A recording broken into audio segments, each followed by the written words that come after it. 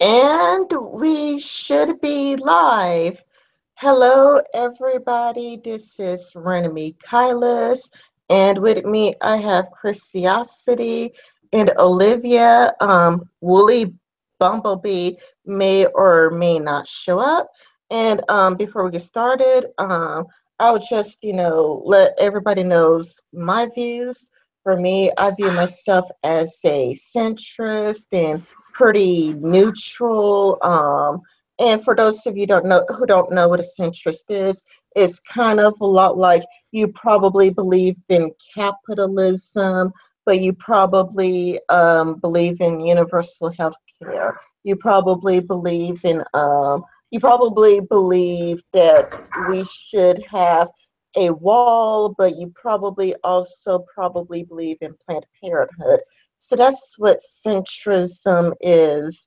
And it's kind of like I haven't even really been paying all that much attention to the feminist, anti-feminist conflicts, not that much attention to it. But I do have feminists I'm subscribed to and follow.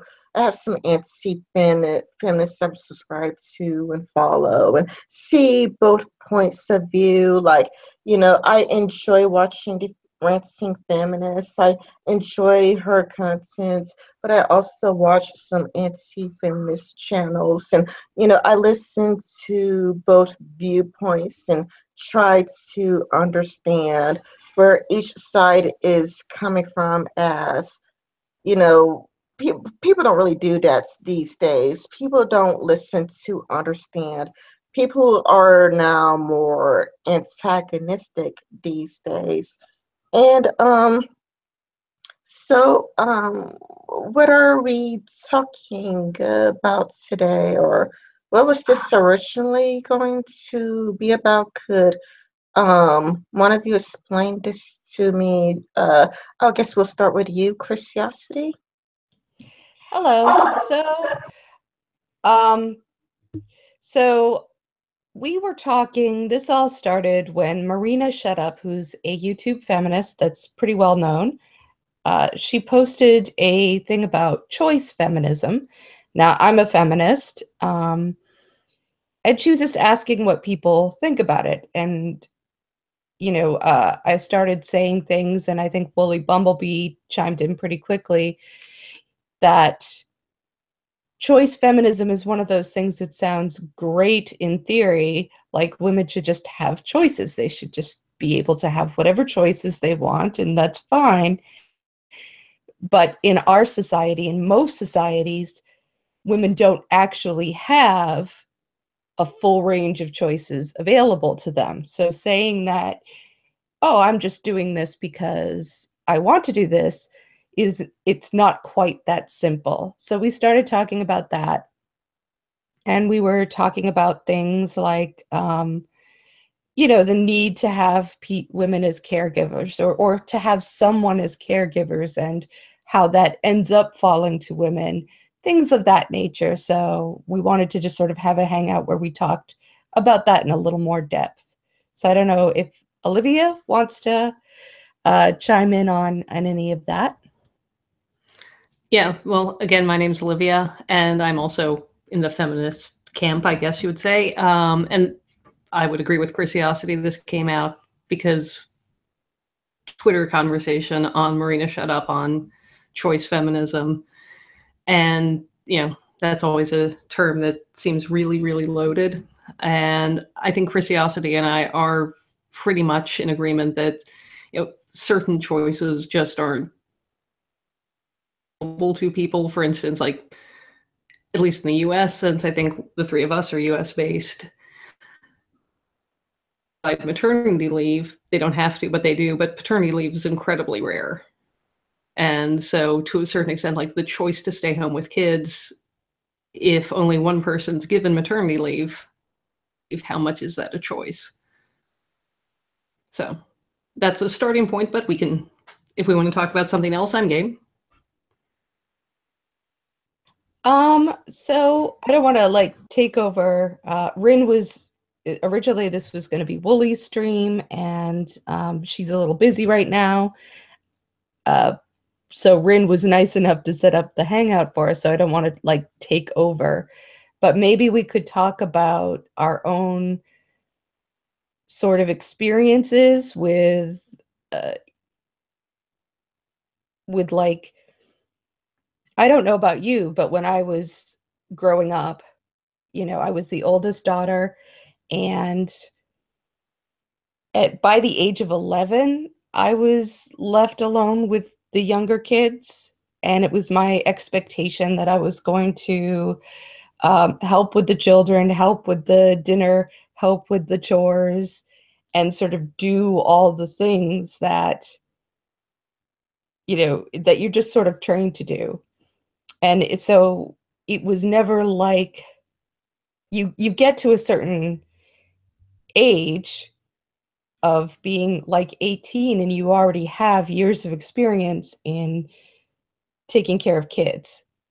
I was a babysitter even from probably 13 on.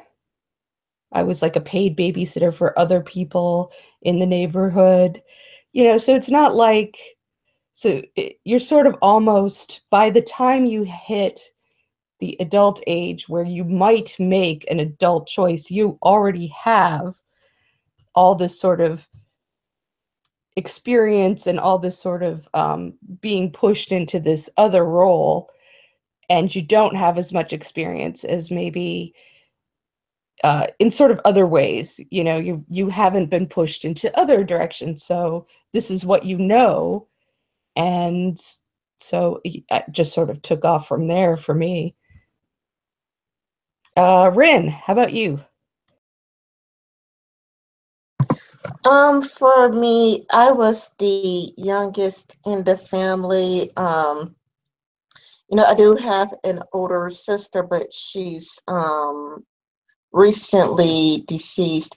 My sister passed away 2 years ago. She died of essential thrombocythemia. It's a very, very rare illness. I mean, I always said that if I ever hit it big someday, like if that ever happened, I would love to raise awareness of essential thrombocythemia. But she died at the age of 32 years old. Two, no, like 3 years ago, or 3 years prior, should I say, 3 years prior to my sister's death, because my sister died in 2015, but her boyfriend died, and she was really close to them. They talked about getting married. He really wanted to marry her, but she kept pushing it off. But he died 3 years before her, so they died actually close together. He died because of his cousin. He died through a gunshots through the heart because his cousin, the police said that his cousin wanted money for drugs. And for me, being the youngest in the family, I, never had to babysit anybody. I never really touched a baby, but I also grew up in poverty. So, lived I spent my childhood growing up in the ghettos, and so there was just lack of opportunities for me. But it's, financial lack of opportunities for me because everything costs money. Like everything costs money. Even if when you do try to be a part of the clubs, usually clubs want this amount of money, that amount of money. It's like, well, we want this much money for this much money for that. So,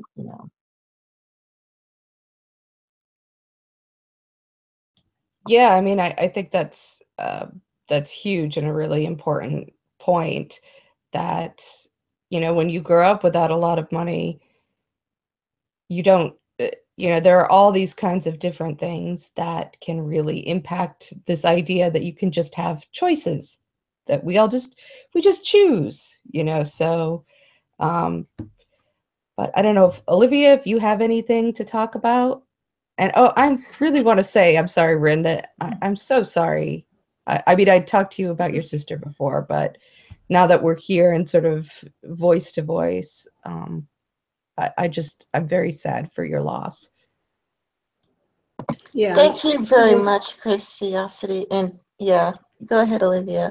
Oh, and I was going to chime in with that, I mean, after what you shared, like, I feel any backstory on my life, because it was far, far easier than that, would be shallow. And I know my sister and I are incredibly close, so I can only imagine how painful that must have been.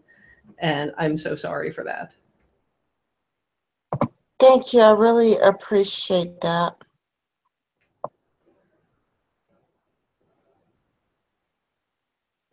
Yeah, it kind of feels like, wait, internet hugs or Google chat hugs or however I do that. That's right. We're giving consensual online hugs right now. All three of us. Yes. Yeah, I really appreciate the hugs. See, if I had one, if I had the ability, I would send you a kitten right now, because I know how much you love kittens. Yeah, I love kittens. Cats are my absolute favorite animal. Yeah, and I have two. Yes, Curiosity can send you the kitten, and I'll send you a 4-month supply of cat food and litter and.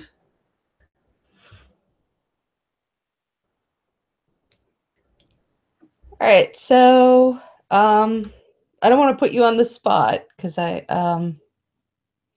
know you feel uncomfortable, but do you have sort of a general thoughts about this idea of choices and the choices that women make that you'd like to share? For me? Yep. Oh, the audio cut out for me, so I couldn't quite hear what you said. Do you so Olivia, do you have any sort of more general ideas about the choices people make, Yeah. or the idea of it?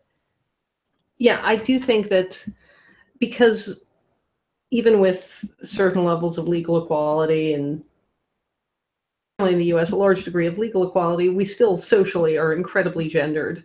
And for girls, and sort of for me personally, I kind of had a very weird upbringing with, I'm, again, one of two girls, and we grew up with a pretty, I'd say, gender neutral upbringing. My dad was big into teaching me plumbing and how to fix a car, which also learned how to cook and clean, all that good stuff. But I mean, if you think of the way we gender children from the very start, that girls are encouraged to play house, and I know some people will be like, well, they just want to, but so much is driving girls to one particular choice and boys to another particular choice based on what we assume their gender to be.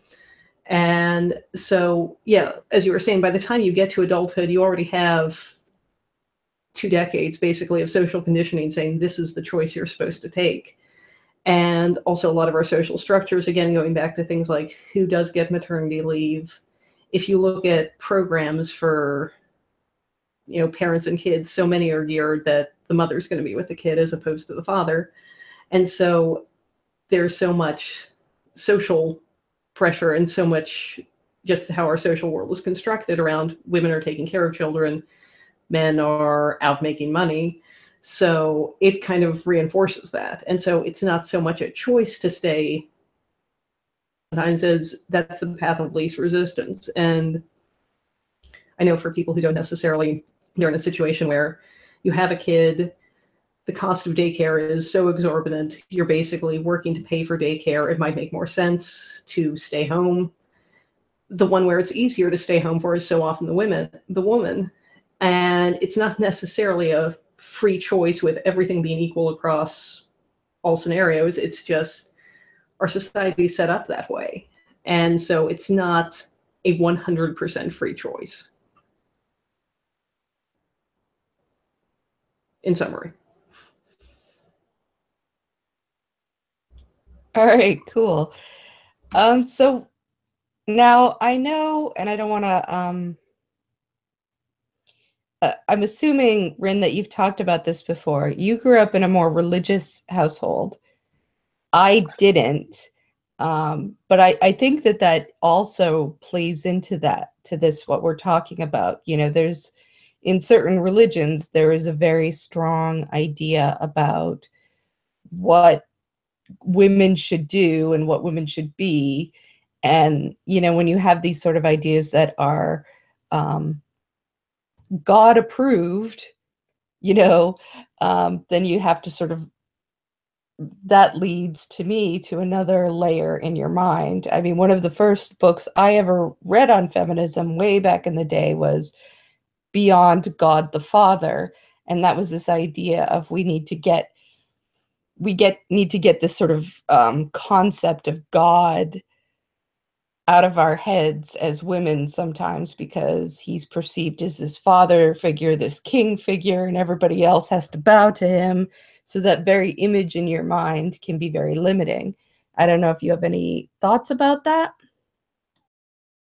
Well, if you want me to talk about my childhood with religion, I don't really view it under a feminist lens, but there were some gender roles there. Like my mother still is, but I grew up in a Pentecostal Christian household in the deep south, and women, we were expected to wear dresses. Not only are we, or if you don't wear dresses, you're denying your gender, and you have to like, you can never wear makeup. You can't wear lipstick. You can't wear any makeup at all. You can't wear any jewelry. You can't celebrate Halloween.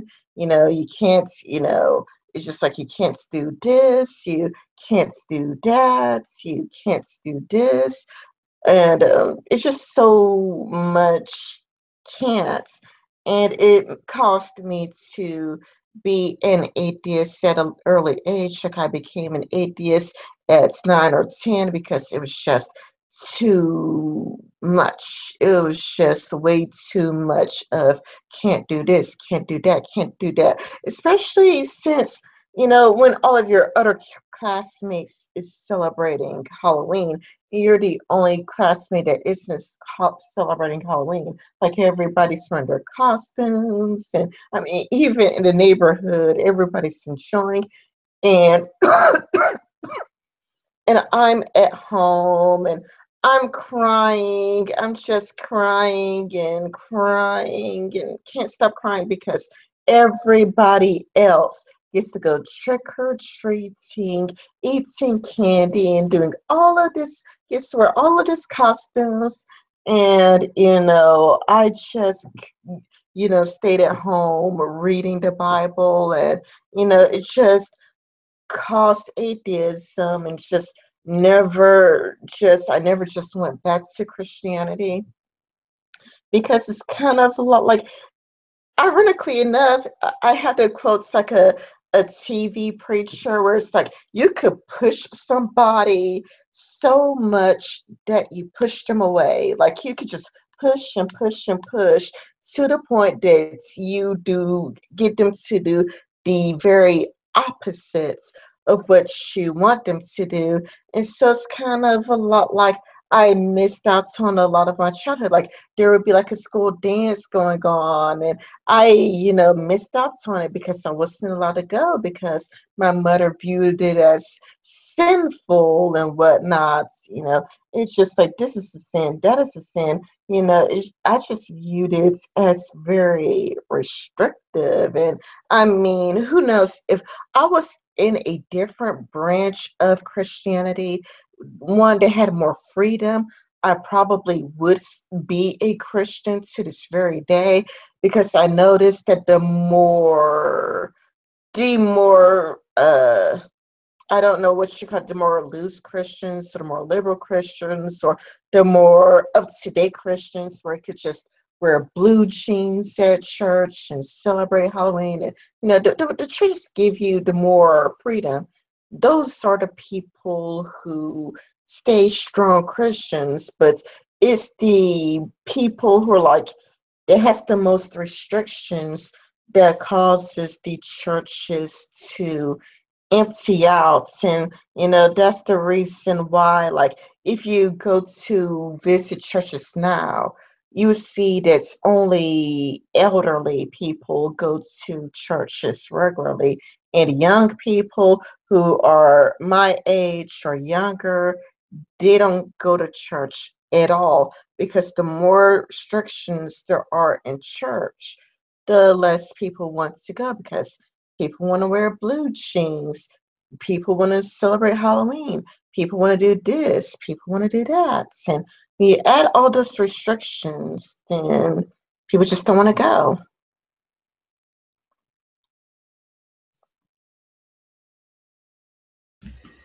Yeah, I would agree with that, actually. And like Chrisiosity, I didn't have a religious upbringing, actually.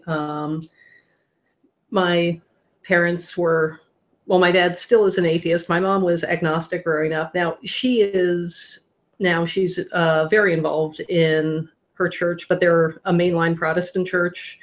And yeah, I mean,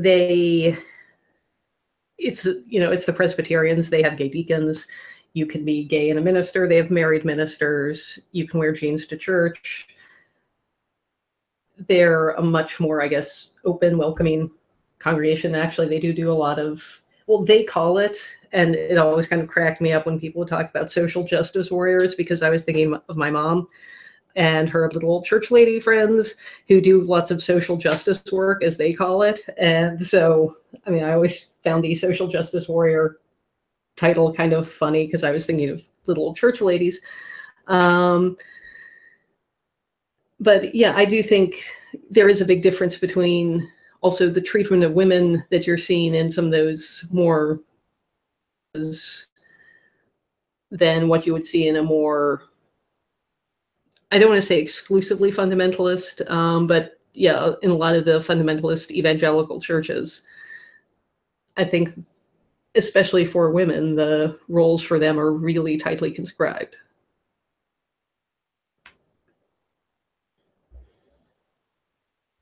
Yeah, and I wanted to add, so from orthodoxy, I'm sorry, I don't actually know your gender orthodoxy. So I apologize for that, but they have asked if the question is, though, is a gendered society all that bad? And I think that's a difficult thing to answer. It is to me. When I grew up, I know that I am a cis woman. I'm definitely a woman. I'm not a person who questions or is in doubt about my gender, or who feels like, any part of me is non-binary or anything like that. But I'm not gender conforming. And I know that that is a painful thing as a kid, when all you want to do is wear blue jeans and, and black shirts and be who you are. And you don't want to have to deal with either being like, oh, you're being a tomboy, you're being just like a guy. No, I'm not. I'm being like me, and at the same time, you don't want to be told that you can't do that.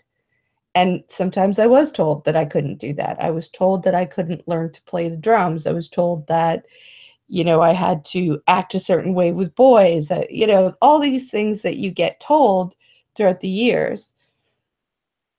They add up and they're frustrating. And I don't see why we can't let people determine, sort of actually choose things for themselves. The problem with choice feminism isn't that we don't want choices.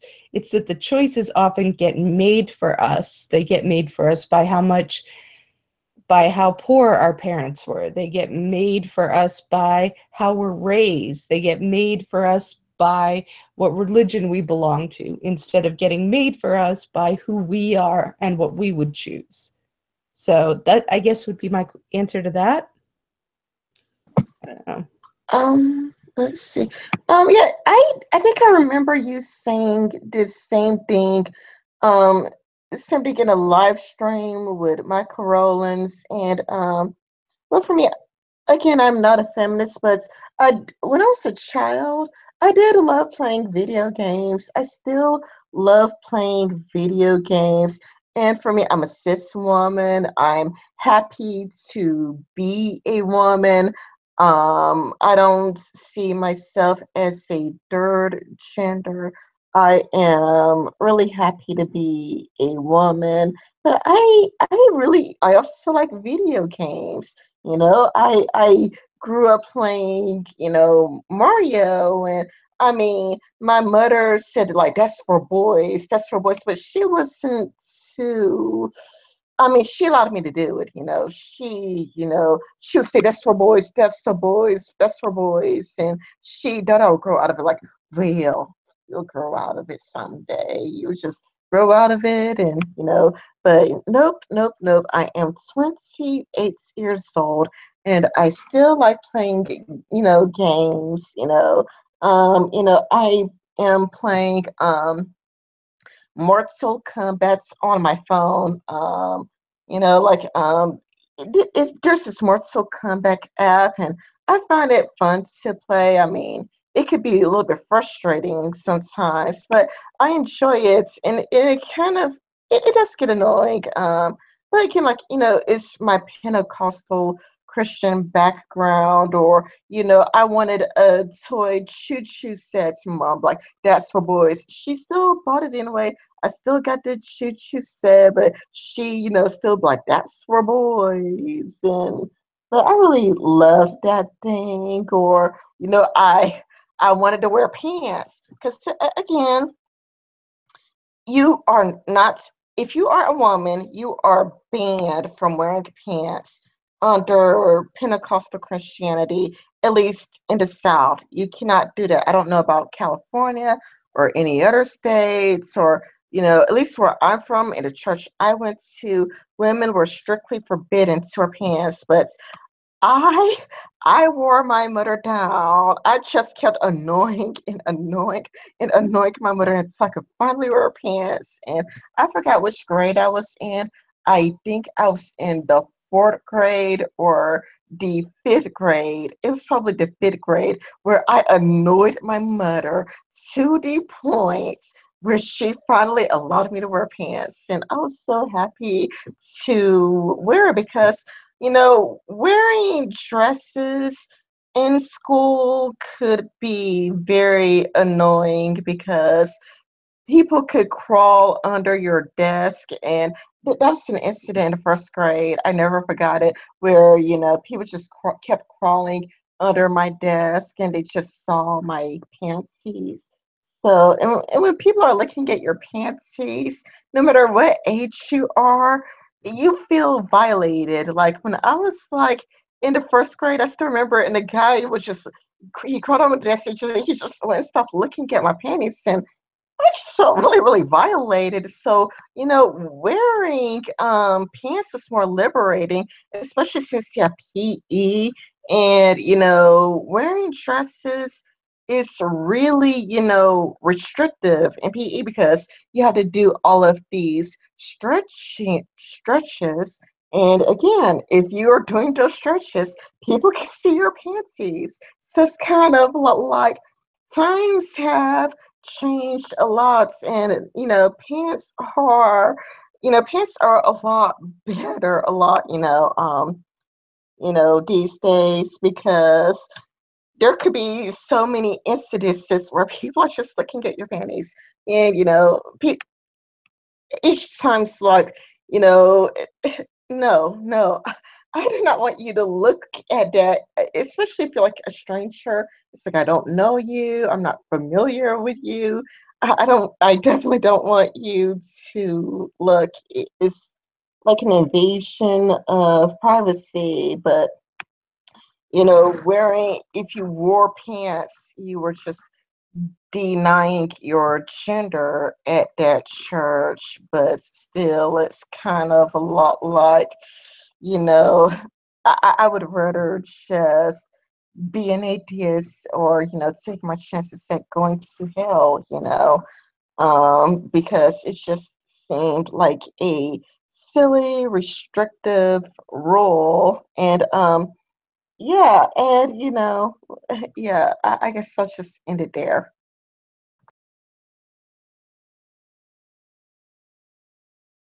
Well, I'm so sorry that that happened to you. That sounds awful. Um, and Yeah, that is terrible. yeah. Yeah. And we haven't really talked about it, but I think also gender roles they hurt guys a lot as well. I know, for instance, my husband's family is very conservative, traditional Catholic from Portugal.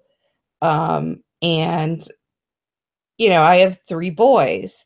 So now my middle boy is very sensitive. He's very artistic. He's just one of those sort of, not shy, but just sort of a gentle soul. Like when we first brought him to play sports and he's playing, yeah, I forget, I think it's like soccer and kids soccer. And, he sort of kicks the ball and starts to go for the goal. And then he stops and lets the other boy go and just take the ball. And later when I was like, so what was that about? And he goes, well, it was his turn.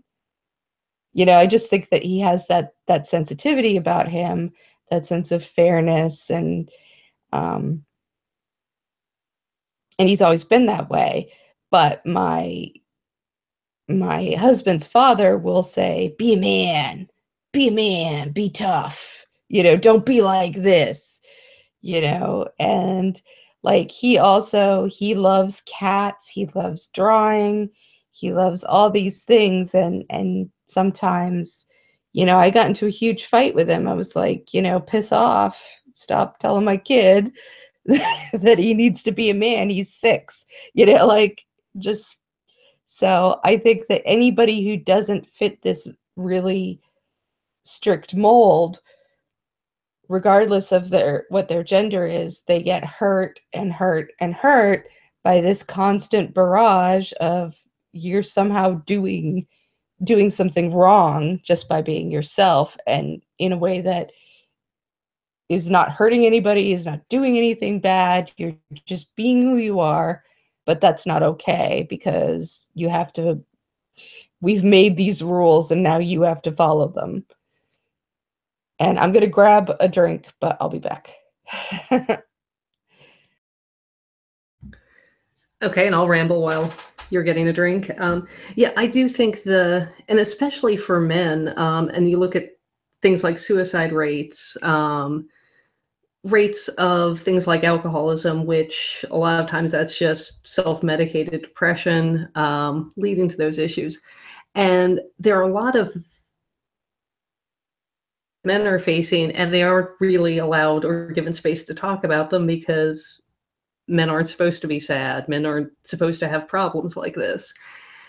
And I do think sometimes it gets that feminists think, oh, men should deal with their emotions just the way women do, which is not really true because there's no one way that all women deal with their issues, or, there's no one way that all women handle depression. And so, of course, there's not going to be one way all men do, but giving them the space to express those things, I think, is really important. And that's something that we don't really give a lot of permission to men for doing. And a lot of times there's a lot of shaming language around it, including from women and even some who do say that they're feminists, and I always found that kind of strange. They're like, why would you do that? But that's beside the point.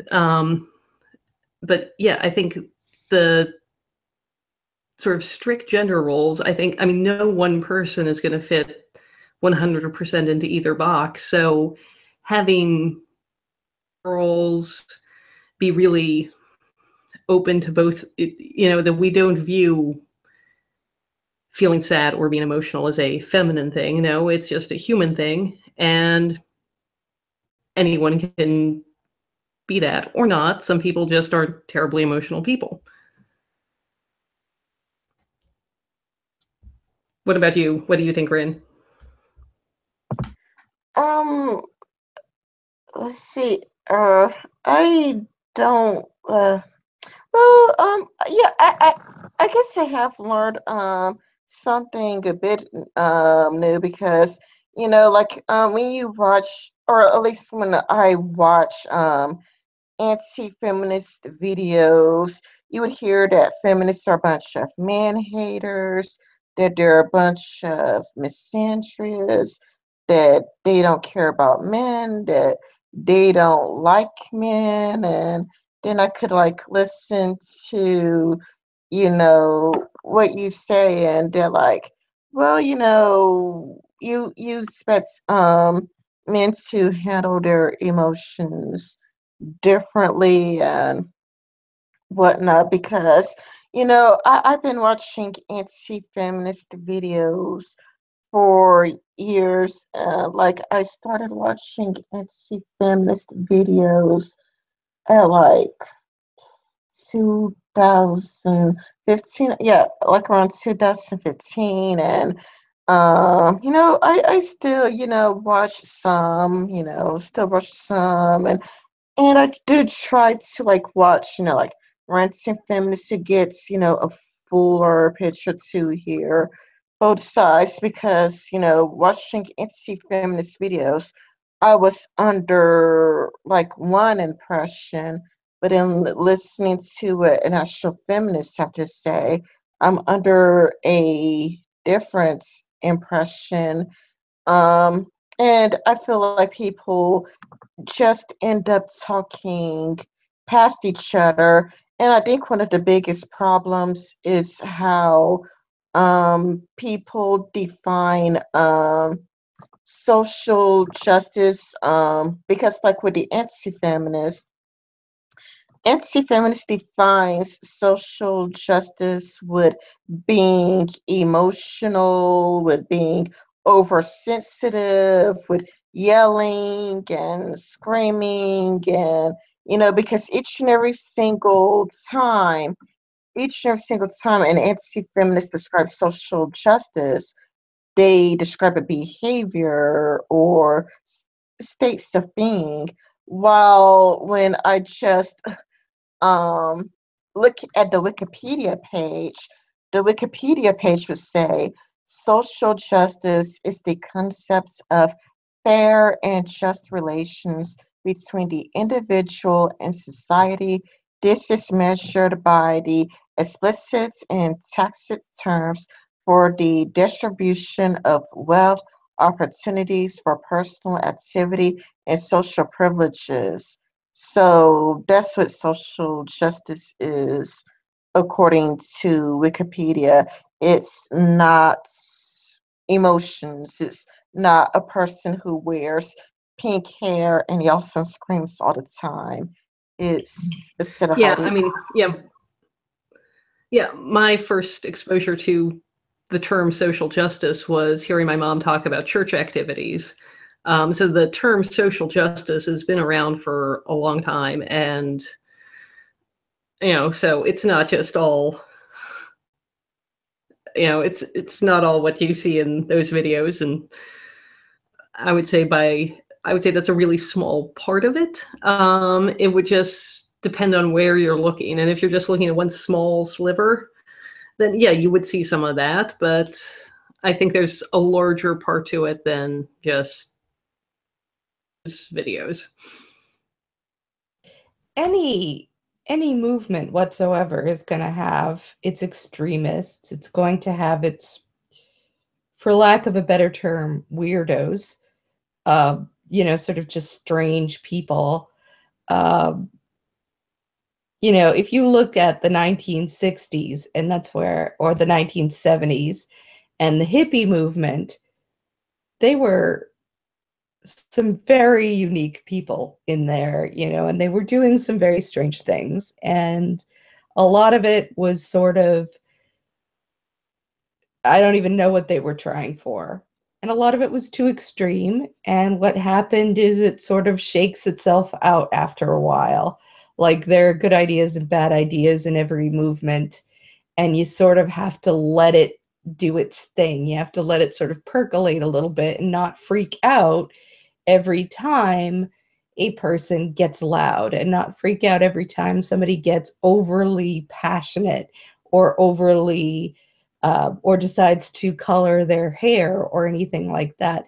And I mean, let's be honest, anti-feminists can be bizarre in their behavior. It's just that, like, I don't know, I would never, like, okay, Bunty King comes on and he starts putting shaving cream on his face to make some sort of point about something. I don't know what, right? But he's like, to him, it's some sort of satire or humor, and that's fine. I don't hold that against him, and I certainly don't hold that against the entire movement of people, that there's somebody out there who did something weird one time, or somebody out there who yelled too much one time. And I just find that, you know, it's just Sargon. Yeah, and the other thing I would say, sorry. Oh, go on. I was going to say, the other thing also, I do think a lot of these people, a lot of what you're seeing, a lot of these people are really young. And it's like, yeah, you're looking at people, say 16 to 25, and just speaking for myself, yeah, I was a lot more intense and energetic about things and extreme about things. And I don't think that's necessarily a bad thing, but yeah, thinking that represents the whole of it, if you don't look at the whole of it. Yeah, I could see where you're coming from, Curiosity. Like, you know, like there was this video where Vernaculus puts Dutch tape all over his face to make a point against feminism. There was a video, a really old video of Hunter Avalon, where Hunter Avalon was rolling around on the ground saying, I'm a pig, I'm a pig. And there's this one time where Hunter Avalon was licking water from a dog bowl to make a point about Uttercan. But then you could watch Bearing's channel, and when you go to Bearing, it's making fun of a feminist called Sammy. And Sammy had like duct tape on her boobs and whatnot. And Sammy did some weird things, but to me, I mean, it was, even though Barry didn't say she was weird, it was kind of implied, and you could kind of see that that's what his fans got, even though he didn't actually use those words explicitly. When you could see weird things in the anti-feminist videos too, and weird things from YouTubers are usually done for entertainment value. It's usually to entertain their fans or entertain their friends. Like, even if you only have a small channel and only like 20 people are subscribed to you, those 20 people could be your classmates or whatever, and you could probably be doing weird things just to get other people to laugh. You're probably not really, you know, an actual, you know, for lack of a better word, a lunatic. Well, most of the people that you see, even if they are behaving strangely in a particular video, most of those people are not lunatics either. You know what I'm saying? Like a person on a slut walk who's put tape on her breasts is making a point and is sort of being ridiculous to make a point. And it's to say, no matter what I look like, that's not what's important. No matter what you think of what I'm dressed like, that's not what's important about me as a person. I'm a person and you don't hurt people. Yeah, a lot of these things I think are basically performance art. I mean, whether it's good performance art or bad performance art, we can argue that point. But a lot of these things people are doing more as a performance art, something that this is what they do and act like every day.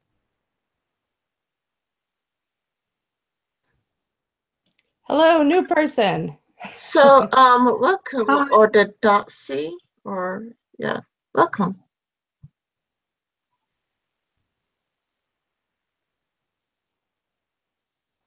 I can't hear you, Orthodoxy, if you're speaking. I'm unable to hear you. Can anybody else hear him?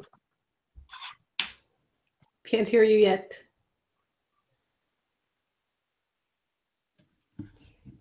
Hello. Okay. Here, hang on.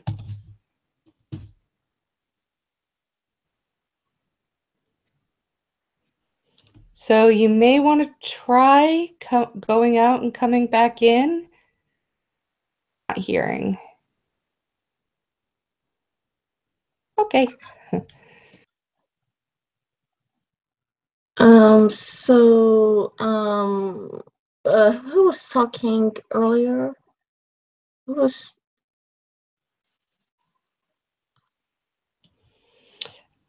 Oh, back again. Hello? Yeah. Hello? Hello? Hello? Hello? It looks like your mic isn't working. He's not muted. It looks like his mic isn't working, or oh God, if Christy Winters was here, she would figure this out in like 12 seconds because she's the best at this. Check your settings is all I can see. And see if you can't like play with them a bit and see what happens. And otherwise, we'll just say, hi, how you doing? All right. Let's see. yeah, if we can't figure it out, I mean, we could still try to figure out in side chat, but we could just still try to continue the conversation though until we figure it out.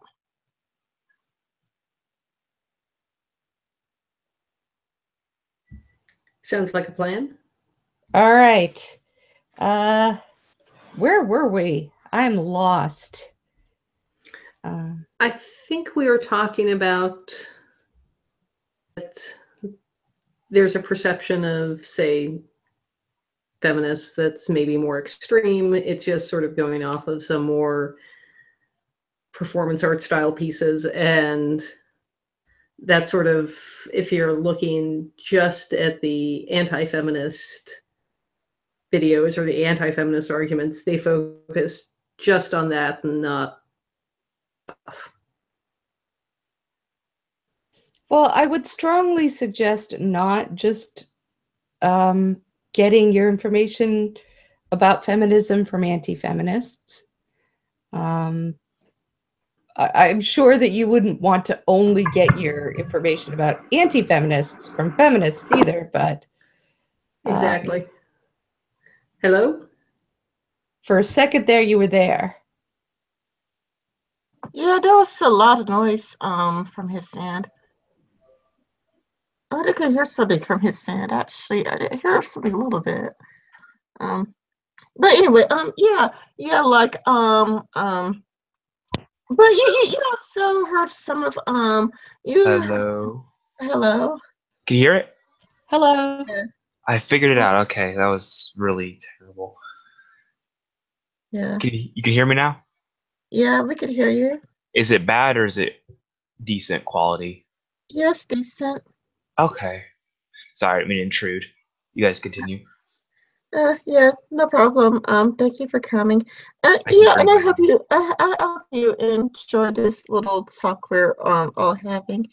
Anyway, yeah, I see what you're saying, and I do remember you did catch my little hangout with ContraPoints.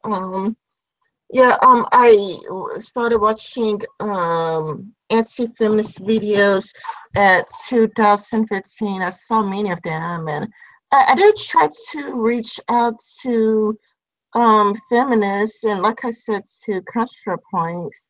What I did, like many of them had me blocked, like I do, and I do get blocked for like really weird reasons, like politely disagreeing, like saying like, not to be rude, but I disagree, or, I respectfully disagree, or hey, or,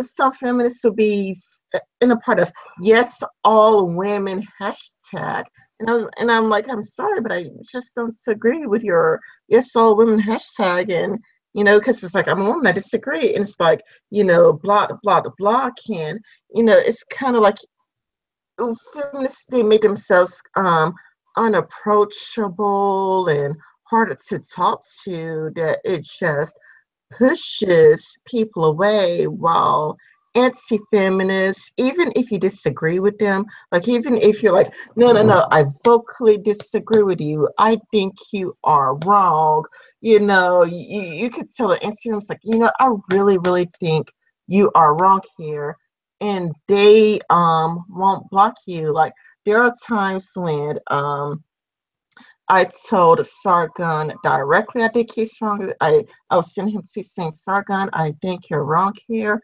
He's never blocked me. Or I made some video responses to him, and not only did I make videos responses to him, I actually sent it to him on Twitter. It's not like I, did it like behind his back or anything.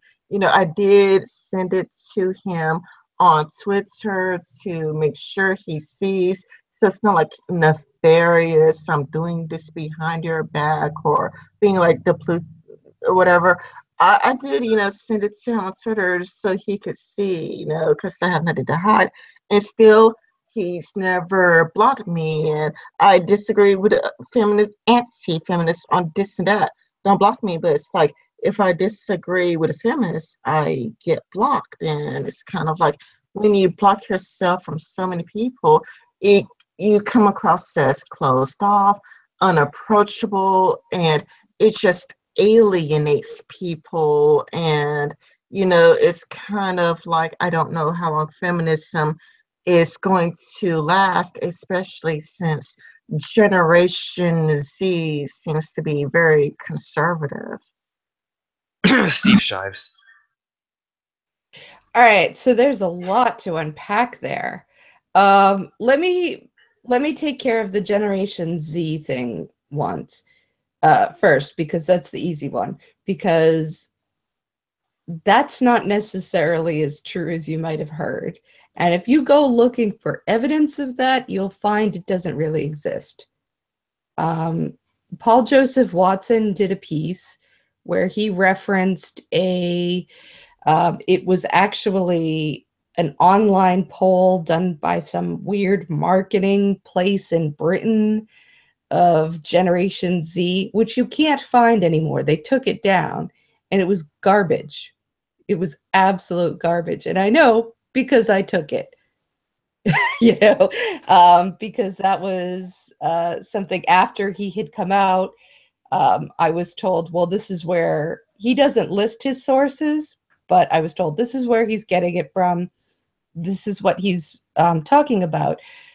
And if you go on, you can go take the poll yourself and just say you're Generation Z and say anything you want. So I went and I took it honestly, and was basically told I was center right, which is not accurate, by the way. But that's the way the poll was set up to be. So right off the top, I don't know if Generation Z is or is not more conservative. It might be, but we would actually want actual data that's reliable and not just to assume that. And it doesn't exist. I've looked. So, and the Pew data came out on political differences and broke it out on demographic lines. And if you look at the 18 to 24-year-old set, there's just not any indication on various political positions that they skew hugely conservative. Yeah. So, I mean, it wouldn't be weird if there was something of a reaction to the millennials' progressiveness, but you can't just assume that, and we're not actually seeing that in the data. What it does look like is that the right's going farther right and the left is going farther left. And there was looking at 1994, the right was closer to the center, the left was closer to the center, and you had more people are swinging to one pole or the other. But I mean, that's nothing new. The course of at least American politics, of things get more polarized, then people start to group to the center, and it kind of the one thing I would say about feminists blocking people on Twitter, I think part of that may have to do with sometimes you don't know if the person chiming in with to Yes All Women with a, hey, I disagree here, I see something different, is coming at that from where you're coming from, Rin, with a really honest, well-intentioned argument, and isn't trying to do any. You're not gonna get verbally abusive. You're not gonna just try to sort of show off some internet ponage for your friends. Like, you are sincerely entering into the conversation. It's really hard on Twitter to tell the difference between that and someone who's going to just really not be interested in a constructive conversation. And so sometimes, just so your feed doesn't blow up or for one's blood pressure down, you just kind of start blocking all of it. And I mean, I really do try to be patient, but there are days when you're just done. You're just done with the crap you get. Same here. And it's like, you know what? Just shut up. Just go away. Nobody invited you here with your opinion. Just go. And I know that that's wrong. And also, I've got to say, Ren, it's not necessarily true that the anti-feminists won't block you. Maybe they won't block you, but they block people on the left all the time, because we're about as much of a pain in the butt, I think, at least, as to them as they are to us. And they don't like it any better. Nobody likes it when you're a pain in the butt. Whether you're sea lioning with, I would like to respectfully disagree for the next 12 hours, or which sometimes you get, or whether it's just straight out hostility. So I think that we have to have a little more flexibility to understand it is going on both sides, number one. And it's very understandable. It is not easy to be a feminist online, and one of the specific reasons I came on to YouTube was because I knew I was going to take heat, and I knew that I had a position of privilege and a position of comfort and a support system where I could handle it. Whereas a 20-year-old who is new to the world might not, but me, I'm fine. You can come at me all damn day. And what do I care? You got nothing, right? But, you know, if you're young and you haven't been out there long, you know, you might be at a very different position than that. Well, when it comes to me and blocking, I would say feminists have blocked me more than anti-feminists, but when I block a person, I predominantly block people who I find to be very dishonest, very, very dishonest, like people who would, as you know, there's the 140 character limits on Twitter, and some people would take what you say. They know that they're taking you out of context.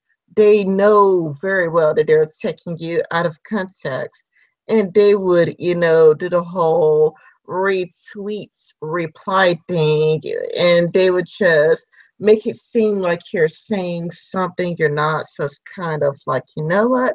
If you're going to do this to me, block.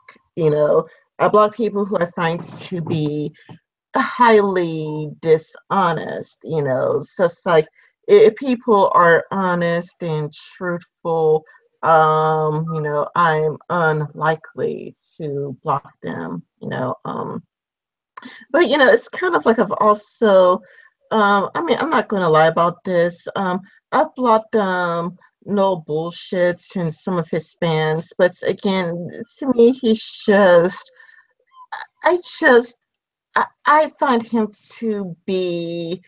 It's hard to put it in words. I find that I cannot have a conversation with him. You I could really call him cannot. an idiot, a jerk. There are lots of possible for that guy. Yeah, I tried to have a conversation with him, especially since, like, when you watch his videos, he, you know, I could tell he works really hard on it, and he puts himself in a position like he wants to be taken seriously. It's like take me seriously. Really want to be taken seriously.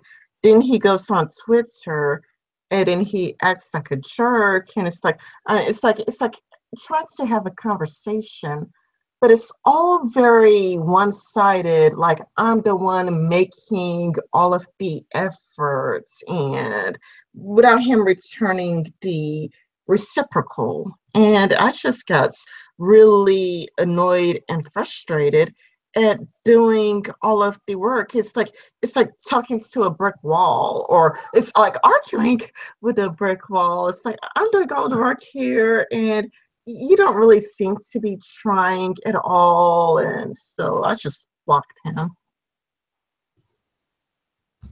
I think that was a wise move.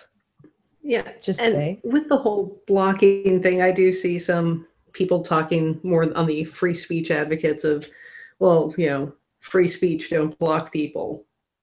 You know, why? And to me, it's like, well, no one ever says free speech. Why are you not watching this TV show you don't like? To me, a block is just like, oh, if there's a show I don't like, I'm just not going to turn it on. I'm not even going to give it a chance. I'm not going to flip through the channels, look at it, and see if I like it again. I mean, maybe on some shows I would, but I mean, it's just like, there's the whole, well, if you don't like it, don't watch. It's like, well, if I don't want to see whatever no bullshit saying, then I'm just gonna block. Well, yeah, because I even saw him arguing with Shoe on Head. I mean, Shoe Head took screenshots, and you know, he was saying that she's basically like a gold digger, and she only is with Armored Skeptic for his money, and you know, he didn't have any proof that I know of. He had no evidence. I mean, he just went full mid-time mode. And it's like, you know what? I'm glad I blocked you. All right, we should bring orthodoxy into the conversation. Hello, how's it going? it's fine. I did want to say one thing though. Do you have any specific people who do block a lot? Like, do you have like, let's see. Do you have like, do you know? Can you give off a list? I'm just curious. Honestly, I'm not. I'm just curious about it. Who would you say blocks the most out of the anti-feminist community?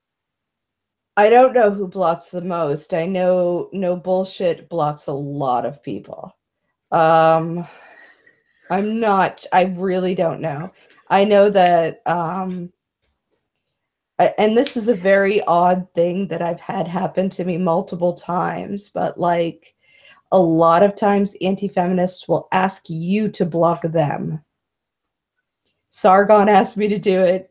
Shuan Head asked me to do it. I've had random people from the anti-feminist community say they were trying to get, they were like bugging me and I was putting up with them. And they said, could you just block me because I want to set? Probably some street cred stuff, something stupid like that. I don't know. So I was just like, fine. Yeah, there's Yeah. this weird. I do hear, even though I'm not a feminist, what I heard, many people do deliberately try to get blocked by Steve Shives. Like there'll be people who are like, I did this, I did that, I did this, I did that, and I still haven't been blocked yet. Why has Steve Shives blocked me yet? And then like when Steve Shives like finally blocked me, they're like, yay, I finally got blocked by Steve Shives. Yay, I'm part of the group. Yay, it finally happened to me. It's the greatest thing ever. It's a badge of honor. Yeah, and personally get on people who find that amusing. I mean, now most of the people I talk to online don't do too much of the really aggressive posting to get blocked, but I mean, I know a few people who've gotten blocked by Stefan Molyneux, and whenever they announce this, I always say congratulations. I mean, so it's like, yeah, I mean, I'm not gonna say, oh, you know, I'm not going to claim any moral purity on this one. However, I do think, you know, hey, if people want to block, it's their headspace of what they're reading. Yeah, I mean, with Sargon, I think it was a particularly strange thing because, well, I was very rude to him. I was very crass. And he was being crass as well, but personally, I don't care so much about that sort of thing. We were having an all-out fight on Twitter. And so he reported me and I got the 12-hour thing. And that's fine because I did break the rules. You know, there's not an argument there. I said some very naughty things, okay? There was some bad language. There was cussing. Okay, I cussed. Ooh. I did, and he reported me, and it was legit, and I got a 12-hour timeout for that, and that's fine. And then he did a video where he literally said, and I'm not kidding, I don't care about your feelings because you don't care about mine, and I don't ever want to hear from you again, and I don't want to talk to you. I don't care what you say, I just don't want to hear it. So it's like, all right, I'll block you. That's fine. You know, but it's a weird sort of thing where instead of just, because if you start cussing at me, I'll mute you or I'll block you, you know, and that's it. If it bothers me, that's what I'll do. But I'm not going to report you. And I'm certainly not going to make a video saying, you know, talking about my feelings and your feelings and how our feelings interact with each other and who has the worst feel. Like, I don't care. Like, if you piss me off, I will block you. But he can't kind of do that, I guess, because, you know, his supposed free speech absolutism doesn't just let him do that. So he's going to be weird about it. You know what I mean?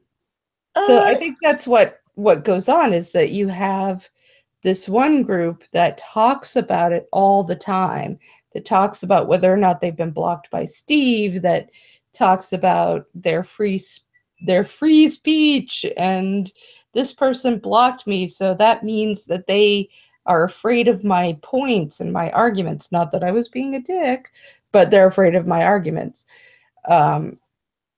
Whereas you get the other people who are just like, well, okay, you block people because they were annoying the crap out of you, and that makes sense. Yeah, I saw that video that Sargon made a video. He was like, I want to hurt you. You know, he kept saying, I want to hurt you. And, you know, but there are people like, was it Noel Plum and Ranting Monkey and Some Dumb American? I agree with all their points. That is kind of like if he has that much of a problem, he could just block you. And I even initially said that to him. I sent Sargon to say, Sargon, block her. Sargon, just block her. And Sargon then made a video after I told him to block you. He made a video later saying that no, I'm not going to block you. And he said something about it got mentioned like rule 4 of rules of radicals. It's like, make your enemy follow their own rules, and he said like Christianity like believes in censorship, so it's kind of like this is going to be used to make feminists come strongly in support of free speech, and all that it caused is tensions, like strong tensions in the anti-feminist sphere, where Ranting Monkey, Some Dumb American, Fox from the West all made videos against Sargon, saying that this could cause a flagging war. Not only could it cause a flagging war, but this point has since been made. But I think I mentioned this like in the DM somewhere. But it's kind of like it's really the anti-feminist community that constantly tries to get the feminist community to talk to them. It's kind of like, why won't you talk to us? Please talk to us. You never want to talk to us. Odd thing is, this happened not that long after VidCon, where Sargon was yelling at Anita Sarkeesian, you never want to talk. Why won't your group ever talk to us? Why won't you acknowledge us?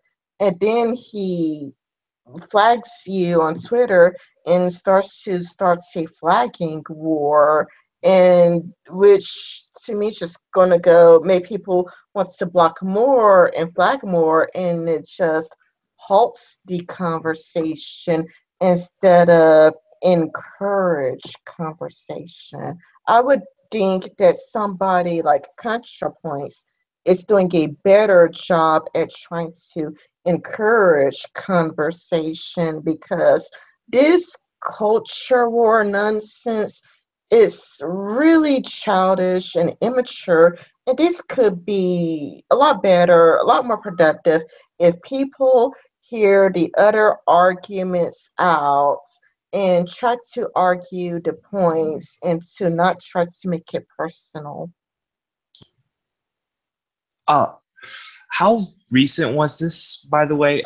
Was this like months ago? I've kept up with Sargon, honestly. I am I'm not too big of a fan of him. I like some of his content, but I don't keep up with him very much. So how recent was this? Oh God. I could look up because there were videos made. But it wasn't that long ago. It was probably a couple of months ago now. It was probably a couple months ago, right, Ren? We were Yeah, because it's easy to find, because Sarga made a video doing this, and Ranting Monkey and Some Dumb American, and Foster Smith made a video on it. So I mean, yeah, I would think about 2 months ago, but I could go to Ranting Monkey's YouTube page and find out. Yeah, by what I'm looking at, it was 2 months ago. Okay. Yeah, I think it would be about 2 months ago. I agree. And to play devil's advocate, about the censorship thing, for Christianity, I don't know about your personal views on censorship. I don't know what you believe on that. But in defense of people believing blocking and things are for censorship and such, Steve Shives has said that if he had the power of YouTube, he would try to take down a lot of channels and stuff on account of beliefs. I don't know the full story.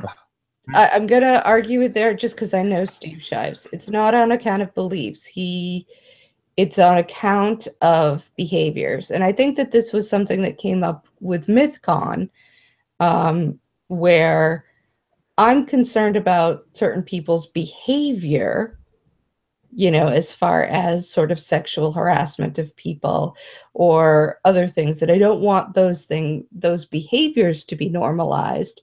And that gets translated into, I'm against their ideas. But if they had the ideas without the behavior, it would be less of a problem. You know, ideas lead to behavior. People seem to be very aware of this when it comes to like Islam, that ideas don't just float around in the ether and do nothing. Speech doesn't just float around and have no consequences to it. Speech is powerful. That's why we, you know, protect it. Religion is powerful. That's why we look at it the way that we do, as opposed to just like, you know, sort of going in and just saying, who cares? Who cares? Who cares if you have a religious freedom? Who cares if you have freedom of speech? Nobody cares about words anyway. No, words are important. Ideas are important. They lead to behaviors. This was in response. Oh, sorry. But where you see somebody like Steve said that about TJ Kirk, and specifically he was talking about TJ Kirk because he has been harassed by TJ Kirk's fans, and he knows other people who've been harassed by TJ Kirk's fans. So according to his ideas, TJ Kirk's is causing all this harassment, and causing harassment is a bad thing. So he says, you know, you shouldn't have channels that cause people to be harassed on a regular basis. Now, you can disagree with him on a variety of things, but do not confuse that with he just doesn't like this idea, so he wants to censor the idea. He wants to shut down a source of a bad behavior. And I know this from talking to him, so that's, you know, he's not here to defend himself. And I'm not 100% with him on all of these things either, because I see the argument, I really do. But I'm not sure that shutting down, I think you have, when it comes to trolls, and I don't know how much you've looked into this, but trolls online, people who spend a significant amount of their time trolling, they've done studies on them, and these are the worst people in the universe, right? They are sociopaths. They are sadists. Like, they've literally done that, the studies. You don't have to say it. Well, I wouldn't say that. I wouldn't throw around the term sociopath like that. But you're not. You haven't done the study, have you? Yeah. Do I have to have a study to know about sociopathy? Do I have to have conducted a study on thousands of trolls? Yeah. And I wouldn't go so far as saying they're the worst people on earth. And it depends on what kind of trolls you're talking about as well. There's a plethora of types of trolls. You can't just lump them together. I would not do that either. They've done trolls on people who spend a significant amount of their time trolling people online. And they have found that these people are prototypical sadists. Okay, before we dive into this, I just want to say, I do think I remember reading that study, and they weren't talking about people who do like rickrolling and kind of what I remember from the early mid-90s, in the way early days of this kind of stuff, that kind of trolling that was really just kind of ridiculous, sort of Dadaist, bizarre. I think they were talking about more the like directly personally abusive kind of trolling. Okay, that's what I was trying to get. I want to clear up the definition before we get into a discussion, because that's how most arguments have problems. All right. By trolls, do you mean the people who directly go on like obituaries and tell people about how their entire family life was from nothing and how these people are dead and something? Do you want those kinds of people? Or are you talking about the people who like say, "LOL, bro, you just got pranked" or something stupid like that? What kind of people are you talking about? I'm not talking. You would have to go and look at the studies to find out who they were talking about. I'm not talking about. They define it as people who spend a significant amount of their online time going out and attacking other people, basically, whether it's about obituaries or whether it's feminists online or whether it's whoever, you know. But these are people who go and attack other people and try to say and do harmful things to other people. And there's this whole, oh, don't feed the troll. They're just looking for attention. No, they're not. They're looking to hurt people. Well, Because you need attention to hurt people. That's why they're trying to get attention. well, they're trying to hurt people more than they're trying for attention, because actually, if they get a certain kind of attention back, like most bullies, they're cowards. And they run away. They don't want to be hurt back. You know what I'm saying? I understand where you're coming from, but I still have to I'll have to look at the study to get definite definition of troll. But if you're talking about the serious people who actually try to harm like people mentally, or if you're just talking about the That's people what I mean. From what I remember of the study, and again, it's been a while since I looked at it, and Chrisiosity, correct me if I'm misstating it. It wasn't talking about like someone who likes to spend a lot of time playing video games, and every so often they say a kind of jerk comment or do some smack talk. I mean, smack talk and these are people who are sort of committed to trollery. Like this is their thing. Yeah, like okay, so their whole purpose for being on the internet is to troll, not I'm here to play video games, and sometimes I do some smack talk. Okay, well, I think I get what you're saying. You're saying about those people who are genuinely out to hurt people, and that's about it. Is that what you mean, or is that what you mean? Or that's a significant portion of their time and their energy is to try to hurt people. Okay, because I would describe that as only a portion of the troll community. I wouldn't describe that as a troll, but I get what you're saying now. I want to clear definitions though before we ever get into discussions, because typically you'll find that we agree on more if we get our definitions straight. That's the one thing about it. Yeah, I'd have to find it, and I have it somewhere, and I can send it to you. Okay. But there's actually been more than one. But I remember the one that was reported on Psychology Today. But they've actually done several, and they've sort of found the same thing, which isn't that surprising. I mean,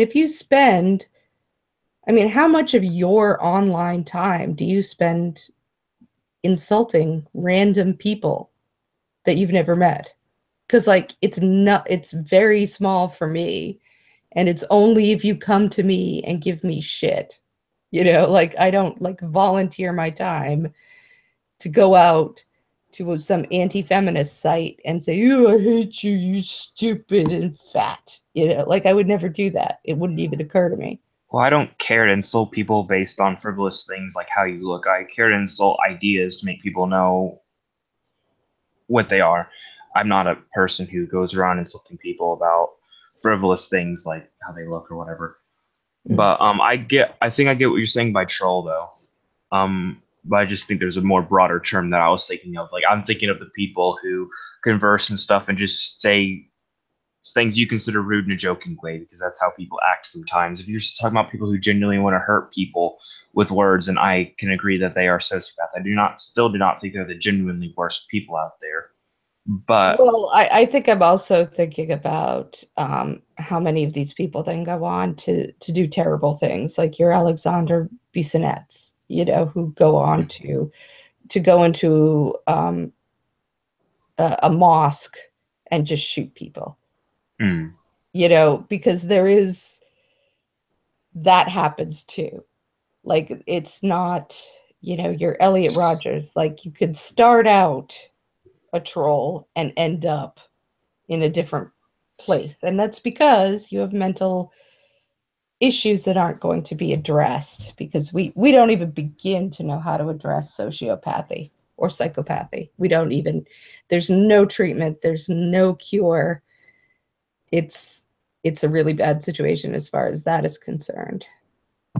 Okay, so the two of you have been going back and for it for a while, so I think I'll just enter chat here. I could see what both of you are saying.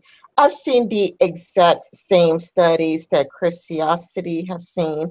I've also seen it on Psychology Today. I follow that in psychology, and there are actually multiple studies that associates trolls with the dark triad, such as psychopathy, Machiavellianism, and narcissism. It's not just, psychopathy and that's it. It's also, you could be a Machiavellian, or you could be a narcissist. And I can see where he's coming from too, and that there is a long type of category of people who gets called troll, because sometimes people just, feel like being annoying on Twitter, but it's kind of like if you talk to them for a while, you can see that they're nice people. But I think I know what type of trolls they're referring to. Like if you go outside Twitter and start using forums, like I was using this form and start a conversation, and there will be people who are not really productive. They don't say anything remotely related to the topic. They're really actually off topic, but it's just full of insults and whatnots. I just skip over them actually. Like I would just see their name, not bother to like read their comments. It's because like why bother? You have nothing relevant to say. But it's people who just, I think it's the people who are just really mean, really nasty, or whatnots. And I don't think it's like one day because that person did something. I think it's like more of the ongoing, over and over for the period of months, or like do it for months or years, and do everything you could to be as nasty as possible. But usually, like when you act like those people don't exist, usually they go away. The people like that usually go away if you ignore them for a prolonged period of time. you know I personally view them as lonely, because usually those people, if you spend all that time over the internet trying to annoy people, you have no friends in real life. You have like no friends, and it's like, well, it is what it is. The But yeah, problem, I Rena, if just I have could just to, say, yeah. oh, sorry. The problem I find with that is that you're not really solving the problem, you're just passing it along to somebody else. And what if the person that you pass it along to is a suicidal person, is a person who's in some sort of crisis, and is now getting, the troll has decided to leave you alone because you didn't feed them, and they're not getting what they want from you. But now they're going to go to somebody else who's just a random person they don't know and you don't know. I mean, this could be a person in a significantly bad place in their life. This could be a person who has depression that's undiagnosed, or post-traumatic stress. And you could be causing, they could be causing some significant harm there. They can be, people have killed themselves over online bullying, which is something I wouldn't, it's not even a thing I would even begin to do. But because I'm concerned about that, I would rather try to, the whole don't feed the trolls thing has been out there for a long time. It hasn't worked yet. I don't expect it to start working. And speaking of that, I feel really bad, Orthodoxy, because I think I came at you too hard there.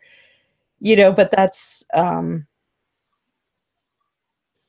I probably should have been a little nicer because we don't know each other that well. When I argue with people, I debate. you know, I'm sort of gloves off a lot of times, but I have to remember even from that I need to sort of, you know, give a little room to be nice first. And hey, nice to meet you. It's good to have your acquaintance. Now I'm going to take you down. You know what I mean? No, you're So, fine. all right. No hard feelings here. I'm fine with. I'm not really picky in how people on debates. I'm just hands on. Yeah.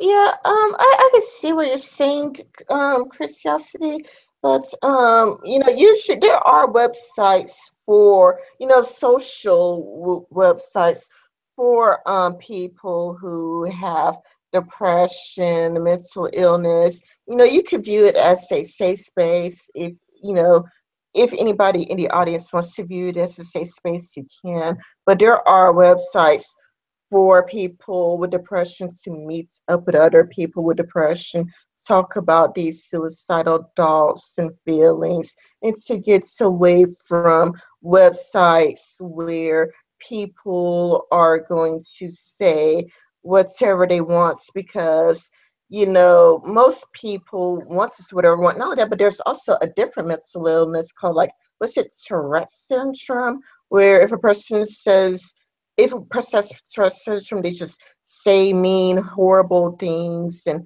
they can't help it, but they just get really mean. And you know, you could also view alcoholism as a type of mental illness, or you could at least view alcoholism as a disease. And that could Yeah. also lead a person to be mean and nasty or whatnot.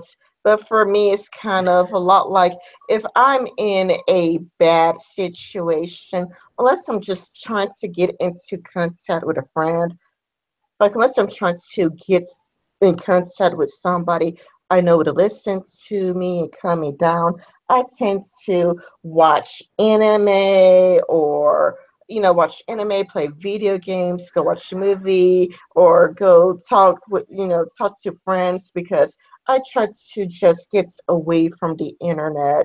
You know, the internet is just not a good place to be, you know. Yeah, I guess for some of us, we like it to not.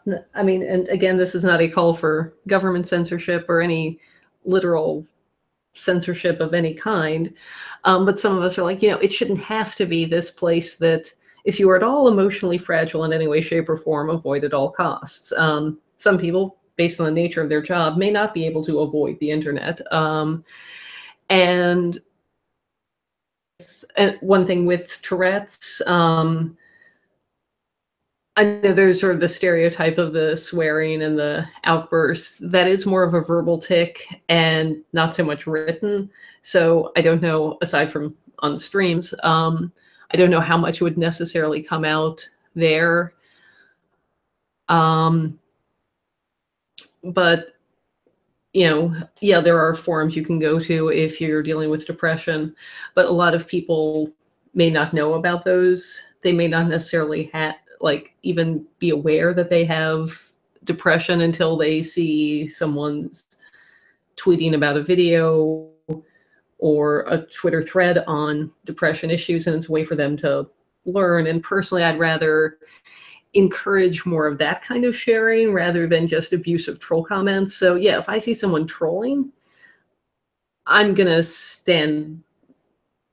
do something about it. I mean, the odd piss take banter between friends, that's one thing. But like if someone's like really going in and this is getting abusive, for me, I do feel like, yeah, it's time to stand up and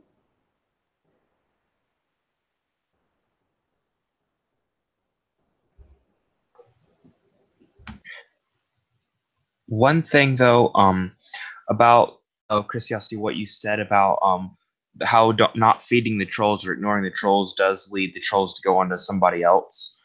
One thing about that I do want to point out is the "Don't feed the trolls" slogan and things are meant to make it so that it protects you. It's not necessarily made to protect the other people around you. It's not a thing for you to protect other people around you with. It's something to protect yourself with. You want to protect other people from trolls or such, you can take away the internet from them, or you can help defend them in comment sections. You can do a variety of things, but the Don't Feed the Trolls is mostly for your help, not really for the help of other people. And there's really no cure for trolls unless you want to delete the internet. That's just how it is, because the internet gives you freedom to be a jerk without much consequence. Well, that's where I disagree with you. I think that that's an is-ought sort of argument there. Like, that's the way it is. Therefore, that's the way it ought to be. That's the way it will always be. And I just fundamentally disagree with that. I think that just because something is the way that it is right now, there's all kinds of ways that some of which have been suggested, and maybe some of which are not even suggested yet. But I never believe people who just say, well, that's the way it is, therefore we just have to put up with it. No, we don't.